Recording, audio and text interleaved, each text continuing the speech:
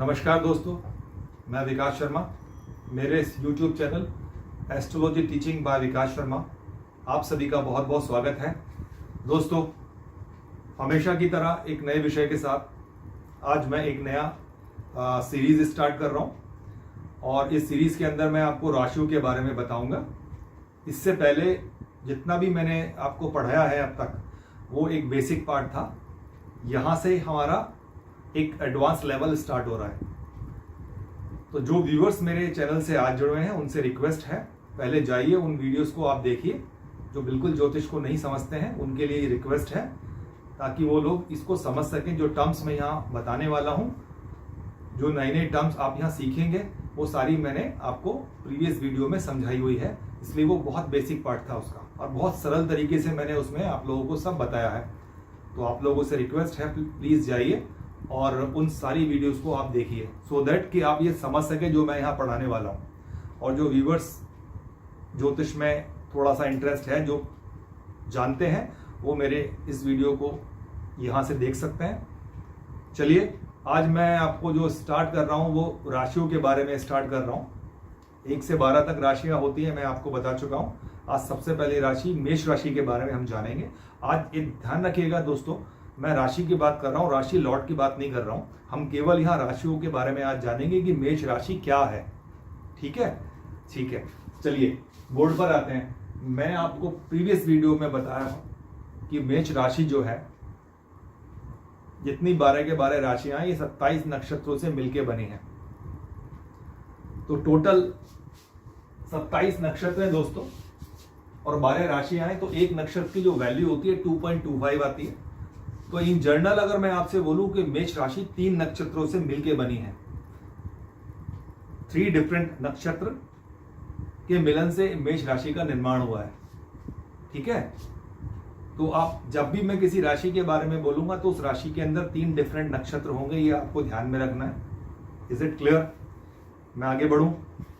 चलिए, तो 3 नक्षत्र कौन कौन से हैं? अश्विनी, भरणी और कृतिका। मैंने यहां लिखे हुए हैं ना, अश्विनी, भरणी और कृतिका। ये 3 नक्षत्र मेष राशि के अंदर पाए जाते हैं। इसको ऐसे समझते हैं जैसे मेष राशि एक कमरा है, एक घर है, सॉरी, उस घर के अंदर 3 कमरे हैं। पहला कमरा अश्विनी नक्षत्र का है, दूसरा कमरा भरणी का है, तीसरा कृतिका का है।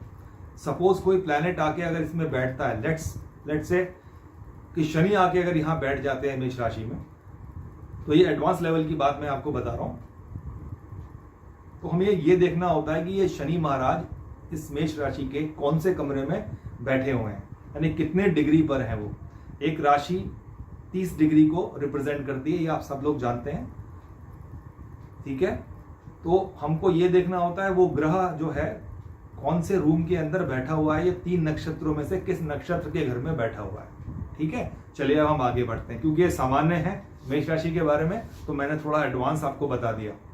चलिए अब इसको जानते हैं, इसके सामान्य गुणधर्म क्या होते हैं, कैरेक्टरिस्टिक्स क्या होते हैं। ठीक है, तो मेष राशि सबसे पहली राशि है जोडिएक की।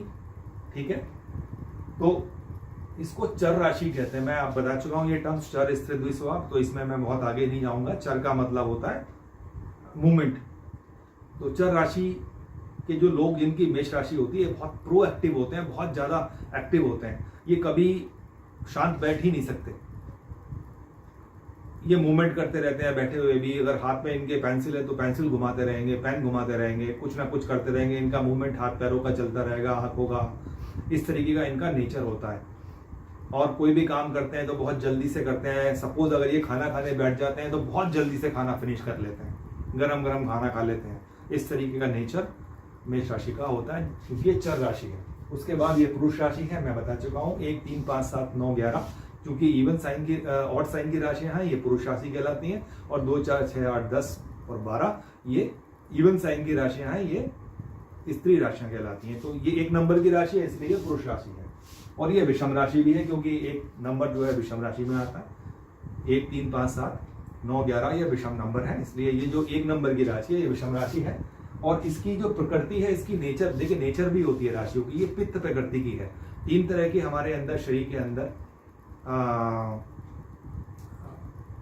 आयुर्वेद हमसे कहता है कि हमारे शरीर के अंदर तीनों चीज पाई जाती हैं। वात पाया जाता है, पित्त पाया जाता है, कफ पाया जाता है।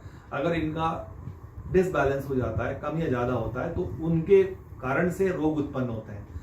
तो यहाँ पर पित्त की अधिकता होती है क्योंकि अग्नि तत्व की राशि है, ये बहुत फायरी एलिमेंट है। तो इनके, क्योंकि पित्त जो है हमारे स्टमक में पाया जाता है भोजन को ब्रेक डाउन करने के लिए, इसलिए इनके शरीर में ये पित्त का निर्माण अधिक होता है, तो इनको अधिक मात्रा में पानी पीना चाहिए। ठीक है, तो इसके इम्बैलेंस के कारण बहुत सारे रोग उत्पन्न होते हैं। ठीक है, अब इनका राशियों का वर्ण भी होता है दोस्तों, जैसे ब्राह्मण, क्षत्रिय है, वैश्य। इस प्रकार जो मेष राशि है, जो अग्नि तत्व की राशि है, ब्राह्मण तत्व की राशि कहलाती है। ठीक है, उसके बाद आते हैं इनकी दिशा, पूर्व दिशा है। मैं आपको बता चुका हूं इस चार्ट के अंदर, जहां पर 1 लिखा हुआ है, यहां से ही पूरे चार्ट की जर्नी स्टार्ट होती है और ये पूर्व दिशा को रिप्रेजेंट करती है। ये दक्षिण है, ये पश्चिम है, ये उत्तर है। तो 1 नंबर की राशि है, ये पूर्व दिशा की राशि है और ये रात्रि बली है। कुछ राशियां दिन में बली होती हैं, कुछ रात्रि में बली होती हैं, कुछ दोनों पहरों में बली होती हैं, दिन और रात्रि। तो ये मंगल जो है रात्रि बली के अंदर आता है। ये चतुष्पाद राशि है। चतुष्पाद का मतलब जिसके 4 चरण होते हैं, किसी के 2 चरण होते हैं, द्विपाद होता है। ठीक है, तो मंगल चतुष्पाद राशि के अंदर आता है।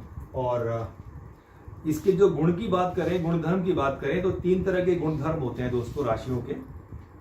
हमारे अंदर भी वो गुणधर्म पाए जाते हैं, रजोगुण, तमोगुण और सतोगुण। तो ये रजोगुण की राशि है दोस्तों। ठीक है, अब देखते हैं कि स्थान और कहां पर होता है। तो पृथ्वी का जो तल है दोस्तों, अर्थ, और अर्थ की जो क्रस्ट है, वहां पर क्या पाए जाते हैं? मिनरल्स पाए जाते हैं, ओट्स पाई जाती हैं, या रत्न जो होते हैं, जो जैम्स होते हैं, वो भी हमारे उसी स्थान पे पाए जाते हैं। तो जहां पर हम रत्नों को रखते हैं वो स्थान, या जहां से खनिज हमको मिलते हैं, मिनरल्स हमको मिलते हैं, ओट्स हमको मिलते हैं, पृथ्वी का जो तल है वो पार्ट हमारा मेष राशि को रिप्रेजेंट करता है। उसके अलावा वो स्थान जहां पर बहुत बड़ी मात्रा के अंदर अग्नि का प्रयोग होता है, जैसे मेटल को मेल्ट करने के लिए बहुत बड़ी मात्रा में जो है भट्टियां लगाई जाती हैं।